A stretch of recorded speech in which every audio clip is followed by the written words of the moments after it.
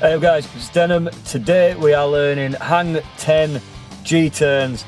You're gonna hate it, it'll drive you crazy, but let's see if we can get through it together. It's really hot, it's like 26 degrees, which I know isn't much for some of the guys watching this because you live in places that are horrendously hot, but for us this is pretty warm. So yeah, hang 10 G-turns, let's have a little go.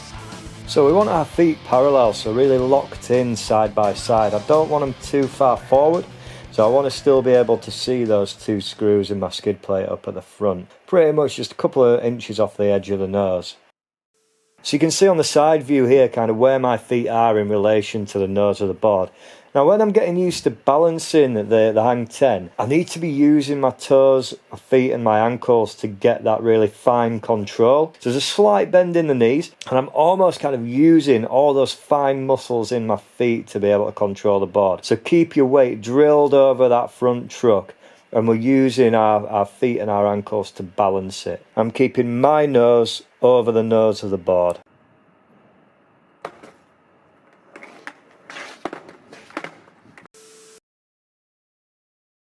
When we come to trying these rolling, we want a reasonable amount of speed. We don't want to be going too fast, but we definitely don't want to go too slow. We're going to need that momentum to carry us through the G-turn. Now you can see when I get to this frame here, I've got that bend in my knees. I'm keeping my eye on my toes there, so to keep my nose lined up with the nose of the board. And you can see here that my shoulders are kind of already turning into that G-turn a little bit. Getting our shoulders around first is going to help the rest of the lower body come around as well. You're almost using your toes as well here to balance it out. It's a really fine point of balance. Now this might sound a little bit counterintuitive, but I don't want to lean too much on that inner foot. That's going to send me off balance. It's going to lead me into way too tight a spin. I'm probably just going to bail out of it. I'm actually applying a tiny bit of pressure to this outer foot here to keep things balanced and keep everything stable.